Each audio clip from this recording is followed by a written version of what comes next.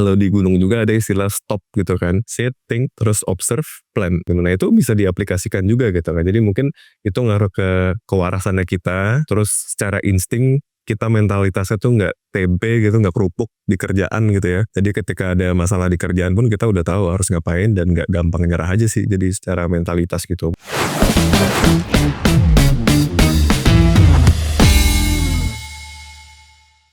Halo Yotnaris, balik lagi di Muda Sukses Podcast. Aku Yuni dan hari ini kita bakalan ngobrol bareng sama Mas Vander, seorang senior product manager dari HelloFresh. Hai Mas Vander. Oh iya, tahu kenalan? Mas Vander, kita langsung mulai ke pertanyaan pertama. Aku pengen nanya tentang product manager sendiri. Jadi tadi kita sempat ngobrol-ngobrol, terus aku baru tahu kalau ternyata di suatu company product manager itu ada banyak dan masing-masing tuh punya spesialisnya masing-masing. Itu apakah berlaku di setiap company? Karena kan Mas Vander pengalaman kerjanya banyak banget kan di banyak company. Di posisi ini gitu, maksudnya dipegang produk. Ya di setiap company kayak gini kah? Atau memang di HelloFresh aja? Oke, kalau kita bahas soal produk itu macam-macam ya jenisnya gitu kan. Ada produk yang tangible, ada yang intangible gitu, yang bisa dipegang kayak gini produk. Ada yang software bentuknya gitu. Jadi kalau yang produk yang selama ini gue sering kerja di bidang itu lebih ke software management. Jadi kayak di aplikasi, mungkin kayak software management buat internal toolsnya kita gitu kan, buat manage payment segala macam gitu. Jadi untuk role-nya sendiri sebenarnya basically lebih ke teknologi gitu ya, teknologi aplikasi dan segala macam bentuknya gitu. Terus kalau ditanya lebih spesifik lagi product manager ngapain, intinya si PM ini itu harus align sama bisnis. Jadi si produk ini sendiri mau apapun bentuknya, kebetulan di konteksnya kerjaan gue sendiri itu berhubungan dengan software gitu kan. Tapi gimana caranya software ini bisa bantu bisnis biar lebih growing lagi, biar lebih banyak revenue lagi dan profitnya bisa lebih dapat lebih banyak lagi gitu. Intinya kurang lebih simpelnya kayak gitu sih. Oke. Berarti Mas Vander tuh Mas Vander pegang di bagian logistiknya kan kalau yang di HelloFresh. Oke. Di perusahaan sebelum-sebelumnya ada terpisah kayak gitu juga nggak? Ada logistik, ada warehouse. Oh. Ada banyak Mbak. Dan kurang lebih mirip bagiannya. Jadi kalau cerita sedikit mungkin kalau di konteksnya gue sendiri ya memang secara expertise gitu ya, lebih banyak di supply chain khususnya di logistik. Nah awalnya memang kerjanya secara operation ya udah tuh sering ke lapangan, sering handle langsung, hands on langsung gitu kan, sampai lama-lama ngerti soal gimana cara sistem bekerja gitu. Secara sistematis sistem yang dimaksud adalah software tadi gitu kan. Gimana software ini bisa bantu productivity-nya karyawan, bisa ningkatin efisiensi dan segala macam bentuknya gitu. Dari sebuah produk doang gitu kan. Produk yang dimaksud balik lagi ke software gitu. Ini harus di highlight terus gitu software-nya sendiri ya. Tuh. Terus sebenarnya produk di setiap bisnis juga beda-beda. Ada yang ngurusin payment, ada yang ngurusin growth, ada yang ngurusin supply chain kayak gue gitu kan. Supply chain juga di break lagi, ada yang warehouse, gudang, ada yang procurement buat pembelian ke supplier segala macam, plus ada logistik gitu kan. Jadi ya setiap PM pasti punya expertise-nya masing-masing gitu. Dan masih oke. Kalau yang ada nggak kayak hal yang paling seru gitu dari seorang PM tuh apa pekerjaannya? Yang seru jelas satu itu kita jam tidurnya kurang pasti. Itu seru justru ya? Karena dan pekerjaannya tuh bener-bener gak bisa ketebak. Jadi setiap hari tuh kita mengalami obstacle yang beda gitu. Jadi kerjaannya gak monoton gitu. Karena kita di sini bukan yang dikasih kerjaan KPI-nya tuh harus achieve sekian gitu secara spesifik, tapi lebih gimana caranya kita bisa ngedrive produknya tersebut supaya bisa berimpact ke bisnis dan ke customer-nya langsung gitu. Caranya terserah seperti apa gitu, yang jelas ya udah ketika ada inisiatif baru atau mungkin kayak project baru ya kita tinggal propose aja ke atas, apakah dia approve apa enggak ya urusan atas gitu kan. Tapi kita sendiri yang harus bisa ngedrive kerjaannya. Oke, jadi ideasinya tuh muncul dari tim produk sendiri gitu, bukan dari atas diminta di request. Beberapa ada, cuman most likely dari kita sendiri yang harus ngedrive gitu. Oh, oke. Gitu. Oke, terus ada nggak kayak momen-momen lucu kayak nggak tahu sih ini lucu atau enggak, tapi misal lagi tidur malam-malam terus ini ada krisis nih Ada. di web atau Sering di banget. logistik error. Kalau dari dulu sering banget kayak gitu. Karena kan proses logistik atau supply chain lah ya, itu kan muter terus tuh, dia nggak pernah berhenti gitu. Nah ketika operationnya katakanlah orang yang kerja di gudangnya itu lagi beraktivitas tapi sistemnya error, berarti kan dia nggak bisa update kerjaannya kan. Itu pasti akan ditelepon gitu kan atau di chat. Harus ada troubleshooting, harus ada diperbaikin segala macam supaya operationnya tuh tetap running gitu. Karena operation nggak mungkin berhenti Iya. gitu. Terus harus bangun tuh. Sambil ngantuk pernah nggak? Sambil ngantuk tetap kerjain? Kalau itu sering gitu kan, Oh. ngantuk tapi kerjain gitu kan sering sih. Tapi ya udah itu jadi hal yang biasa ya? Lama-lama Udah udah nggak drama biasa. lagi? Awalnya sih kaget ya.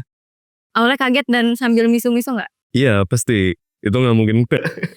Oke, terus ini kan kuliahnya sebenarnya di jurusan Public Administration, administrasi publik lah di Unpar. Nah terus bisa masuk ke sini awal mulanya tuh fun fact-nya juga nih Yotres, karena Mas Fander tuh minta di-challenge sama atasannya untuk gue bosen nih, tapi ngomongnya dengan bahasa yang baik ya, tapi dia kayak bosan ngikutin kerjaan yang rutin terus berulang-ulang kali. Terus akhirnya boleh dong kayak kasih challenge baru. Nah challenge-nya adalah pindah ke divisi produk. Nah itu langsung tuh pegang coding-codingan, IT things. Waktu itu Oh, nggak enggak. langsung terjun ke sana sih. Jadi kalau cerita dikit ya dulu mungkin pertama kali kerja itu masuk ke startup namanya Warung Pintar dulu. Di startup itu jujur waktu pertama kali masuk gue sama sekali nggak ngerti soal produk-produkan lah, nggak ngerti soal kayak gimana cara teknologi bisa bantu orang banyak gitu. Nah masuk sana itu beneran kerja pertama tuh kerja kasar dalam tanda kutip kerja lapangan gitu. Kerja lapangan, terjun langsung ke mitra-mitra warung kita, akuisisi, sales segala macem gitu kan, sampai stok opnam segala macem gitu. Terus lama-lama 3 tahun berjalan itu ngerasa udah mengerti lah end to end-nya gitu, ujung ke ujung udah paham. Kemudian karena kerjaannya udah kelotok ya, ibaratnya udah katam gitu, jadi minta di challenge di dalam tuh ke usernya langsung gitu kan. Kayak kurang lebih kalimatnya ya apa ya, request kayak bosan aja sama kerjaannya, minta di challenge di tempat lain, boleh apa enggak, berkenan atau enggak gitu kan. Soalnya gue ngerasa udah cukup dan butuh another learnings gitu. Akhirnya request terus dibolehin, ya udah akhirnya pindah pertama kali ke produk gitu. Itu juga belum langsung hands on ke softwarenya, tapi lebih ke product operation, bantuin atau assisting PM-nya itu sendiri supaya bisa operate produknya dengan baik gitu kan. Jadi yang bagian penetrasi ke mitra-mitra tuh gue waktu itu gitu, tapi nggak megang coding, nggak megang desain, nggak megang data waktu itu. Ya data tuh kita cari sendiri, ngitung sendiri, dan itu yang penting kita ada reportingnya, oh kerjaannya seperti ini segala macam gitu. Gitu Mbak kurang lebih. Mulai coding berarti di next company, bukan di yang itu? Enggak, basically kalau PM itu nggak mesti bisa coding secara hands on, karena kan untuk yang coding ada teman-teman engineer sendiri gitu yang udah expert gitu kan. As a PM itu lebih banyak ngomongin bisnis gitu kan. Gimana produk ini bisa di-develop sama teman-teman engineer, didesain sama desainer, UI UX designer, sama dimonitoring sama teman-teman data. Oh, oke. Tuh. Berarti posisinya Mas Fander sendiri tuh nggak harus yang tahu banget gitu, tapi kasarannya kayak harus ngerti ya sih Mas, kayak alur Iya, kalau UI surface level, UX-nya. betul. Iya. Surface level harus tahu, cuman di permukaannya aja ya. Logiknya tahu, ke sistemnya tahu, secara structure-nya tahu, itu harusnya sih udah cukup. Tapi yang lebih penting lagi adalah business acumen-nya gitu, kayak gimana caranya produk ini bisa generate profit atau mungkin reduce cost gitu kan ibaratnya gitu. Dan jadi yang orang produk ini most likely kebanyakan dia harus tahu proses bisnis ini berjalan, gimana bisnis ini bisa generate duit, dan seterusnya gitu. Soal product development, itu udah ada expertise-nya masing-masing gitu kan. Ada desainer sendiri, ya UX tadi, ada engineering sendiri, data sendiri, ya backend dan segala macam itu ya udah. Kita as a PM tuh mungkin bisa dibilang sebagai orkestrator aja kali ya. Gitu. Kan orchestrate juga gitu kan, ada dirigennya sendiri, ada yang main biola, ada yang main apa, ya udah kita orchestrate aja gitu. Gitu. Iya, manage dari atas. Iya, oke. Bener. Sip. Terus tadi pas bilang ke atasannya kayaknya bosen nih, itu ekspresinya apa? Ekspresi dia kayak ya happy gitu atau kayak kok bisa-bisanya dia ngomong dia bosen gitu? Oh sebenarnya happy ya, karena gue inget banget waktu di Warung Pintar tuh si levelnya khususnya ya CEO dan CEO-nya itu kan masih muda juga ya. Nah, kurang lebih ya gapnya cuma 1, 2, 3 tahun lah gitu kan. Itu deket banget. Oke, terus? Terus mereka tuh sampai detik ini gue masih tetap ingat, mereka tuh bangga kalau misalnya anak-anaknya atau timnya ini jauh lebih sukses dari dia gitu. Menurut dia ya gitu. Even Warung Pintarnya udah nggak ada gitu kan, tapi spiritnya tuh masih ada gitu. Jadi orang-orang di dalam tuh karena culture-nya bagus gitu ya, jadi ingin growing terus, dan mereka sangat senang kalau misalnya ada karyawan yang ngerasa bosan, karena bosan sama dengan lu mau growing gitu. karena kerjaannya udah tahu, berarti kita butuh another challenge lagi kan, another class lagi gitu kan, naik kelas gitu kan. Karena kan semakin naik tingkatannya semakin susah challenge-nya gitu kan. Gitu. Jadi ya udah user gue waktu itu sih seneng-seneng aja ya. Malah nge-challenge, udah lu sini aja gitu kan, lu bantuin tuh gitu kan. Kurang lebih gitu lah bahasanya Oke, gitu. oke. Oke. Heeh. Terus sebagai seorang PM, apa skill yang menurut Mas Vander tuh penting banget? Communication nomor 1. Balik lagi, kenapa communication? Karena as a PM itu kan kita tadi gue sempet bilang ada orkestrator lah ya kurang lebih. Itu kan kita harus communicate antar satu ini kan divisi dengan divisi lain gitu. Kalau misalnya di konteks gue kayak sebagai contoh, PM ini ngejebatanin bisnis means kayak ada warehouse-nya, ada logistiknya, mungkin ada komersialnya, ada orang BD-nya, ada orang sales-nya dan segala macam. Connecting ke product development-nya lagi, berarti ada engineering, data, design dan segala macam gitu. Iya. Ada ke bisnisnya lagi, ke CEO, C-level gitu kan. Ada lagi ke marketing, ada lagi kemana, jadi kurang lebih ke finance apalagi gitu. Karena setiap produk yang kita build itu pasti ada hubungannya dengan finance gitu. Dengan keuangan, kayak uang masuk, uang keluar, ini kapan bisa di closing, kapan bisa di-recognize sebagai revenue gitu kan, segala macam gitu. Jadi sebagai orkestrator, udah pasti skill komunikasi ini harus align satu sama lain gitu. Jadi cabangnya banyak banget, dan kita orchestrate di situ, sehingga ketika kita ada project atau ada inisiatif atau ada project baru, semua orang tuh harus tahu, harus align, sehingga pas kita rilis itu orang-orang juga udah aware gitu. Jadi lebih ke nyambung-nyambung aja sih. Kalau gue sih, menurut gue PM tuh kayak kerjaan tukang sapu ya, karena Kok bisa gitu? tukang sapu means tuh pasti Kolektor ya? kolektor gitu, Iya. karena banyak banget informasi, banyak banget masalah, banyak banget problem, banyak banget, tapi problem itu bisa kita convert jadi solution. Solusi. Pasti gitu. Karena kita harus cek dulu kan masing-masing di stakeholder ini butuh apa, ini butuh apa, ini butuh apa, baru cek capability kita udah sampai mana gitu. Oke, jadi emang PM tuh job desk-nya adalah untuk collect setiap problem dari banyak hal gitulah untuk jadi satu solusi. Bisa jadi problemnya banyak, solusinya satu. Ya ada possibility gitu. Oke. Terus Mas Vander tuh aku lihat-lihat di sosmed dikasih lihat sama Aca. Mas Vander suka lari ya? Sambil naik gunung.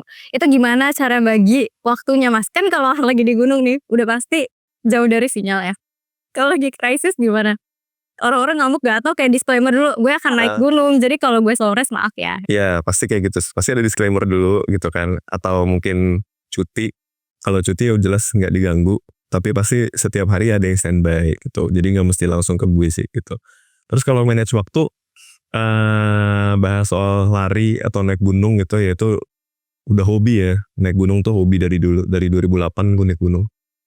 Berapa tahun tuh? 15 tahun lah kurang lebih gitu. Iya pokoknya lama banget. Ya udah lama. Lebih ya? Enggak lah 17. 17 tahun ya? Iya bener 17 tahun gitu. Wow, udah legal tuh hobinya. Iya 17 tahun dari SMA lah udah naik gunung. Terus memang hobi banget dari dulu. Terus kalau sampai sekarang untuk menjaga sanity, kesadaran, kewarasan ya, jadi harus naik gunung. Karena gue selalu percaya kalau misalnya kita dekat sama alam tuh fresh lah bawaannya, pulang-pulang fresh gitu. Walaupun secara fisik capek ya, cuman secara mental balik lagi sehat gitu. Karena kita balik ke di mana tempat kita berada gitu. Bener sih. Tapi itu freshnya itu gara-gara mindset atau emang bener nih di gunung tuh adem itu? Oke, sebenarnya itu lebih ke mindset ya, karena naik gunung tuh bisa gue analogin dan diaplikasikan ke kehidupan sehari-hari termasuk karir. Gimana? Gini, jadi kalau kita naik gunung ke ya gunung manapun lah ya katakan, itu kan pasti ada targetnya kan, kita pengen nyampe puncak gitu. Katakanlah kalau misalnya analoginya di karir atau di kehidupan sehari-hari, kita pasti punya goal, ya kan, harus ke sini gitu kan. Gue harus jadi manajer dalam waktu 3 tahun misalnya, gue harus jadi head atau jadi apa gitu kan, gue harus achieve target segala macam. Nah kita bisa convert itu si puncak gunung itu sebagai target kita gitu kan. Nah di tengah jalan udah pasti ada obstacle, ada challenge yang banyak banget, entah hujan deras, entah dingin banget, entah angin kenceng, entah jatuh di jalan, entah kita luka, entah patah tulang dan segala macam gitu, kasarnya gitu ya, amit-amitnya kayak gitu. Tapi di situ kan kita diajarin untuk ada mitigasi. Supaya nggak kejadian maka kita harus apa sih gitu kan. Nah itu secara insting atau survival mode tuh jalan gitu. Karena jalan jadinya itu bisa diaplikasikan ke kehidupan sehari-hari. Ketika kita mau kerja gitu, kita tahu mitigasinya itu seperti apa, risikonya seperti apa. Maka supaya ini tidak terjadi kita harus ngapain gitu. Nah itu bener-bener kepraktekin setiap hari gitu. Jadi in daily basis tuh gue mempraktekkan ilmu itu gitu. Jadi kalau di gunung juga ada istilah stop gitu kan. Sit, think, terus observe, plan. Gitu. Jadi ya udah duduk Itu kalau emang ada awam ya masalah. untuk Hah? orang-orang yang suka nanjak. Iya biasanya gitu kalau orang naik gunung. Nah itu bisa diaplikasikan juga gitu kan. Jadi mungkin itu ngaruh ke kewarasannya kita. Terus secara insting kita mentalitasnya tuh nggak tempe gitu, nggak kerupuk di kerjaan gitu ya. Jadi ketika ada masalah di kerjaan pun kita udah tahu harus ngapain dan nggak gampang nyerah aja sih. Jadi secara mentalitas gitu. Menurut gue kayak gitu. Ini based on experience lah gitu. Gitu sih Mbak. Oke. Mm-mm. Pernah ngalamin hal-hal yang kurang menyenangkan gak waktu naik gunung? Banyak sih kalau tidak yang Tapi kurang nggak bikin, menyenangkan tapi ya. nggak bikin kapok sama sekali. Enggak, jadi itu kan jadi experience. Jadi nextnya nggak boleh kayak gini karena kesalahan Iya gitu. benar banget gitu. Terus sekarang kan juga emang lagi aktif lari juga, terus larinya juga di gunung, trail running gitu. Jadi itu juga sama sih, kalau soal bagi waktu ya ambil weekend aja buat latihan segala macam. Tapi ya ikut race kadang-kadang gitu, ikut yang 30 kilo, 40 kilo gitu kan. Jadi ya udah itu pola latihan aja dibenerin gitu. Jadi makin kesini makin aware bahwa apapun yang mau kita achieve, kita harus tahu potongan-potongannya, micro apa bilangnya micro worknya gitu yang kecil-kecil tuh jadi apa supaya kita bisa hit the target gitu kan. Kayak contoh kalau misalnya kita pengen latihan ultra trail running 50 kilo gitu, maka kita harus slice kan 3 bulan ditarik mundur, seminggu ini kita latihan apa, seminggu ini latihan apa, sampai achieve di end goalnya gitu. Itu yang gue lakukan. Dipisah nggak latihannya? Ini menarik. Dipisah nggak latihannya naik gunung dulu jalan kaki? Kan larinya udah sering nih. Kalau naik gunungnya pertama jalan kaki dulu kan, nggak mungkin langsung tiba-tiba lari. Tergantung lari juga sih. Wow, itu naik gunung jalan kaki aja aku cuma gunung ini loh waktu itu Kawah Ratu. Itu naik Oh kaki. tahu, iya. Dia tuh kan cemen kan termasuknya. Nggak ada apa-apanya yang gitu dibanding Mas Fander. Itu aja ngos-ngosan, apalagi yang lari. Ya, tapi itu seninya sih. Makin capek tuh makin merasa hidup gitu. Pace paling cepet keberapa? 5 sempet dapet, tapi bukan di gunung, itu di jalan flat ya. Itu road. Itu bagus sih. Tuh. Oke. Nah gitu. Oke. Terus menurut Mas Fander, penting nggak untuk kita tuh punya hobi untuk dan ngaruh ke produktivitas kerja? Oke. Buat gue pribadi ngaruh banget. Kenapa? Karena tadi hobi gue tuh naik gunung, pasti hiking, trail running segala macam gitu kan.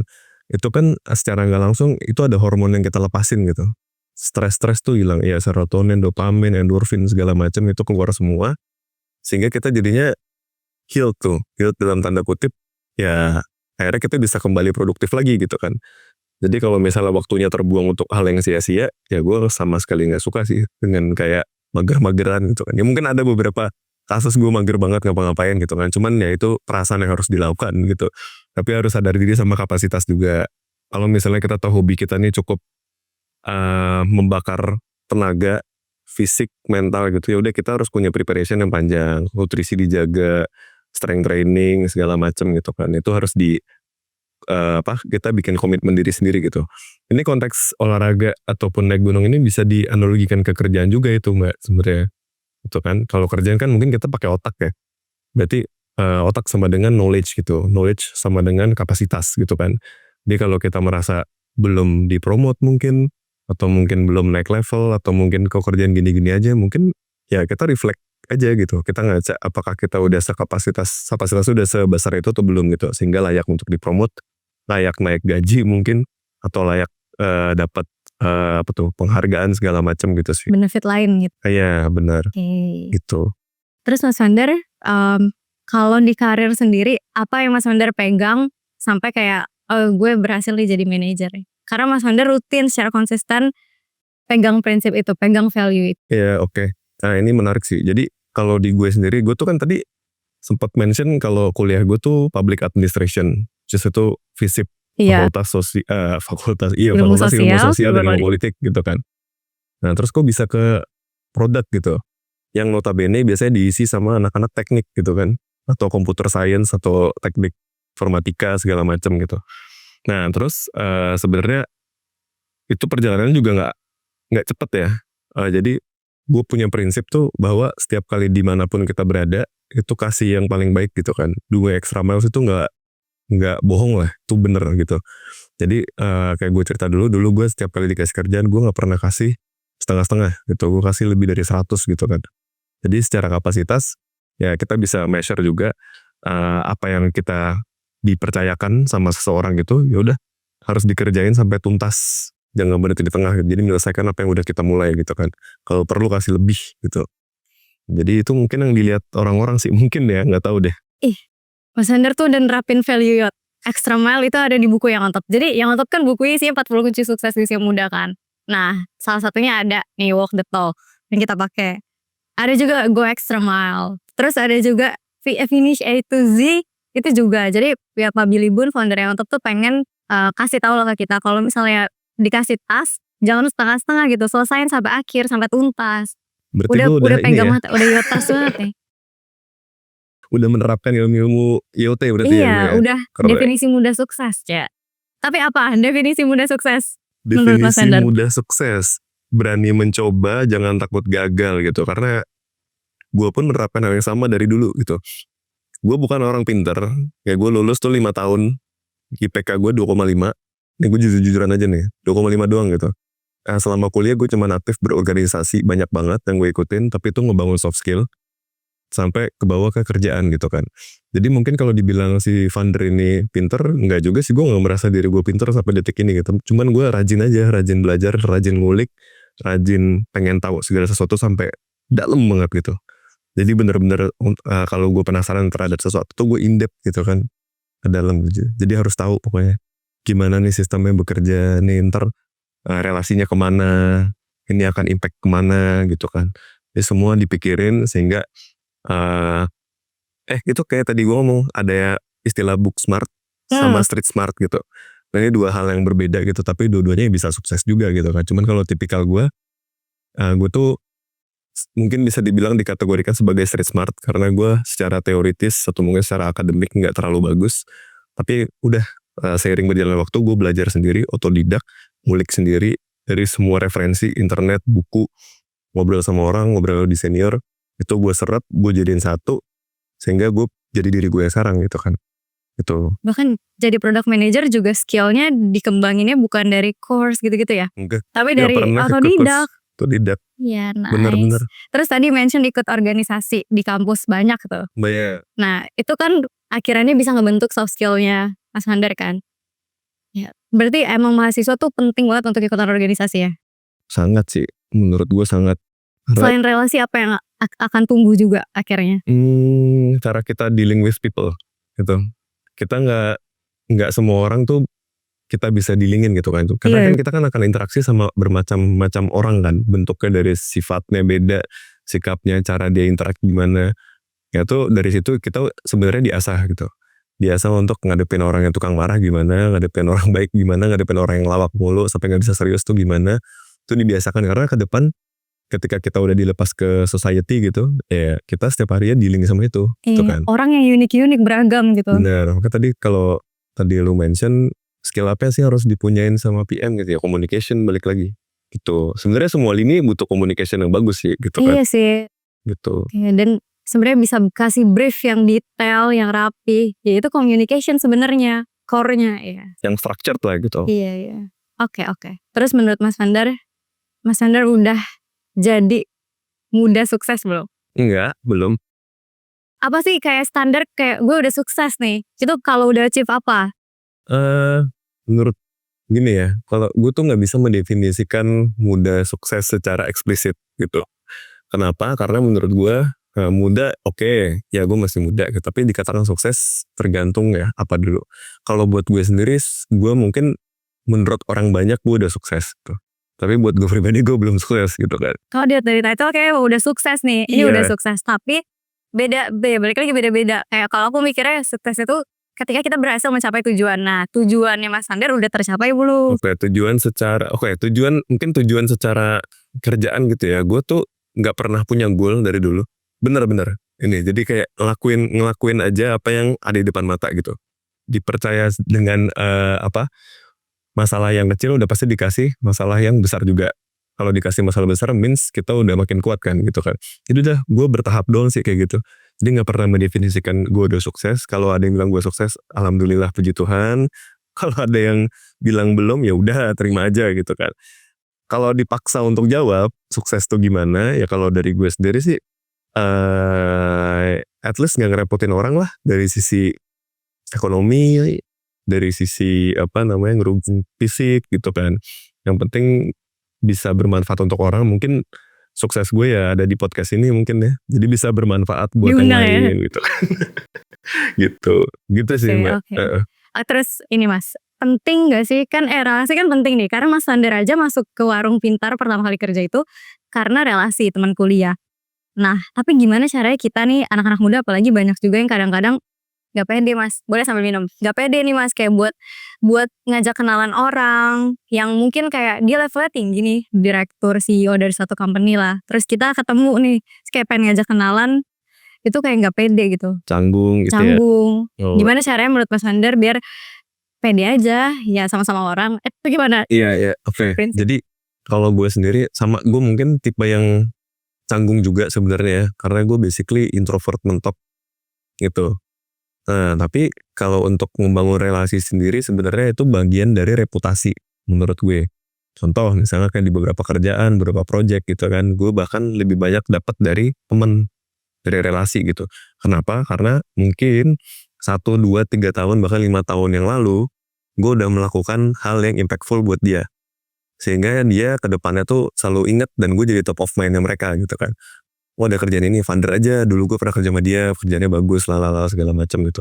Jadi gue sempat mention kan kayak apa yang kita kerjakan udah kasih sepenuhnya 2 extra mile segala macam. Sehingga nanti kita dinotis sama orang, dia top of mind orang, rezekinya tuh ada aja gitu kan.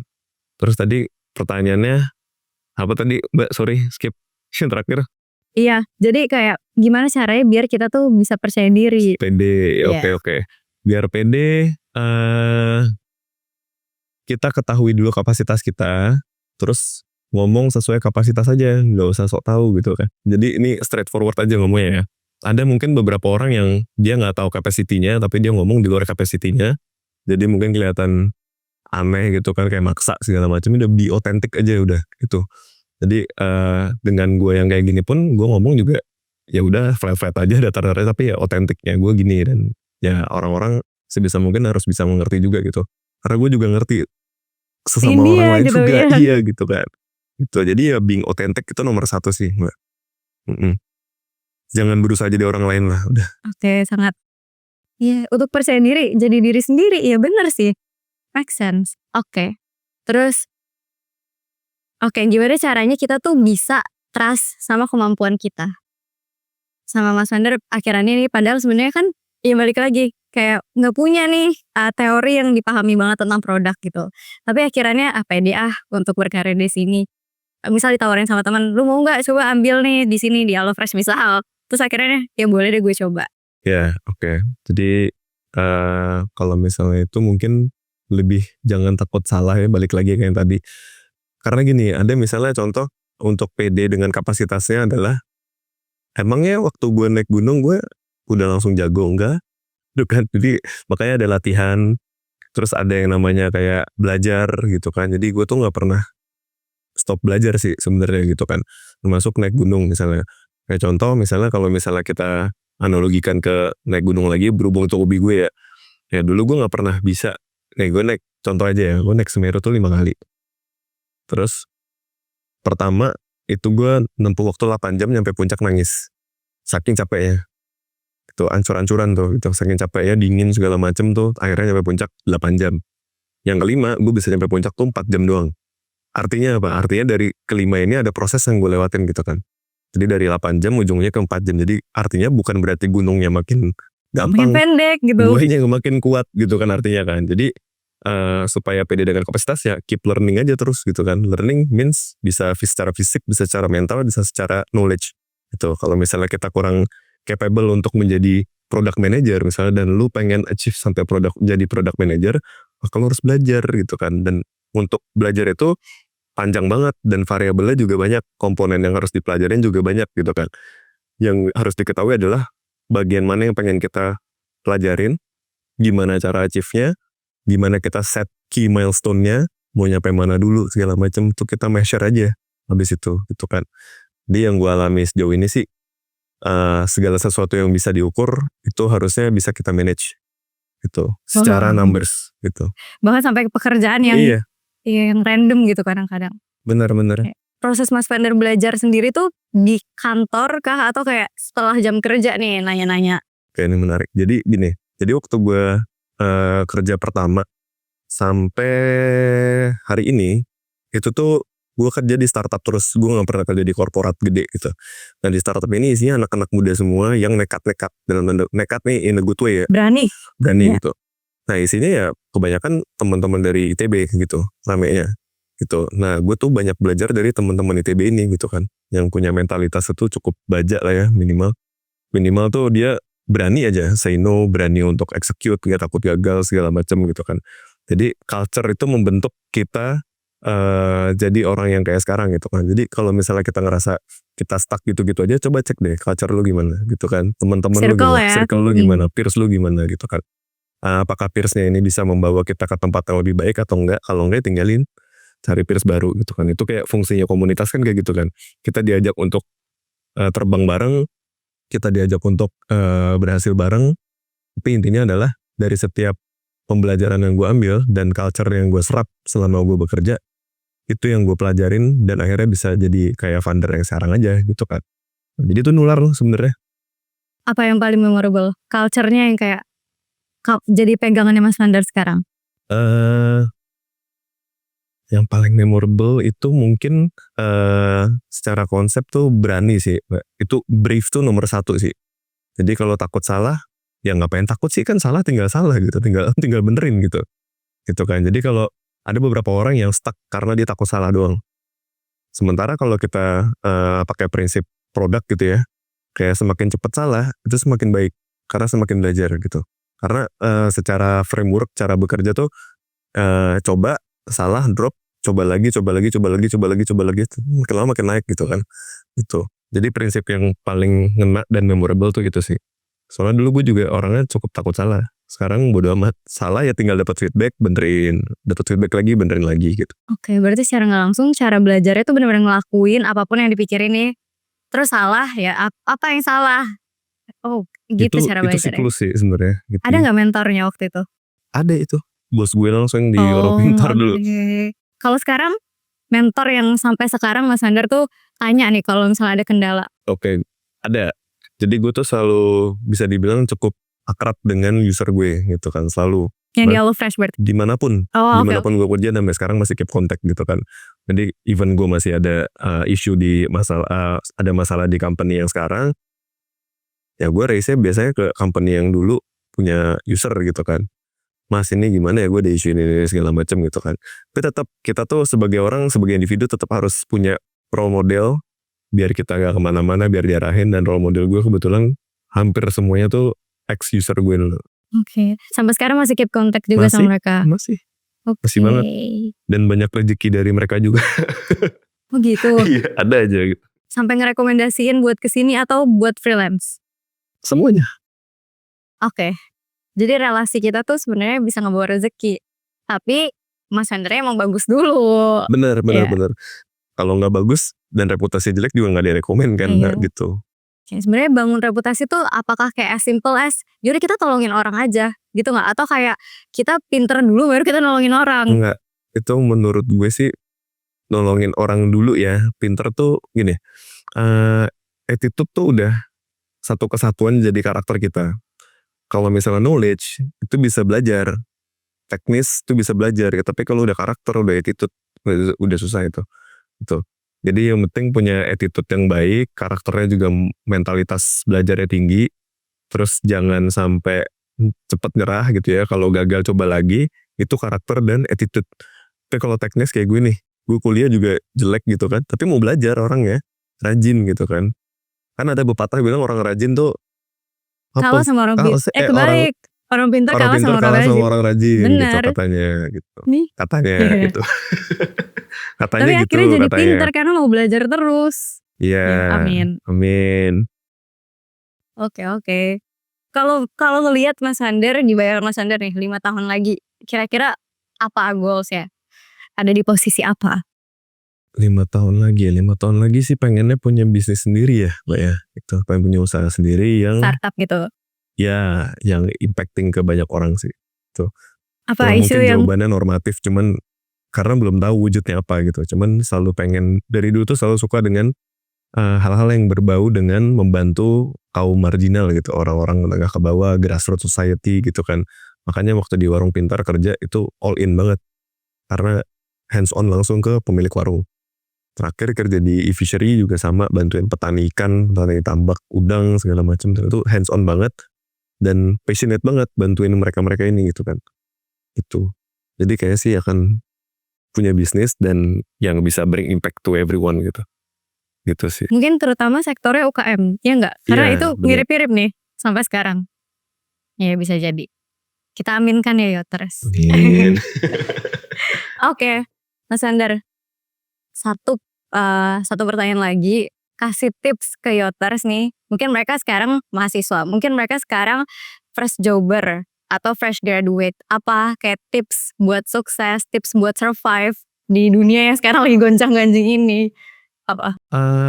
Tipsnya paling ini ya, gue tuh mungkin pernah ada di posisi temen-temen gitu, sebagai first jobber, sebagai fresh graduate, even masih mahasiswa gitu.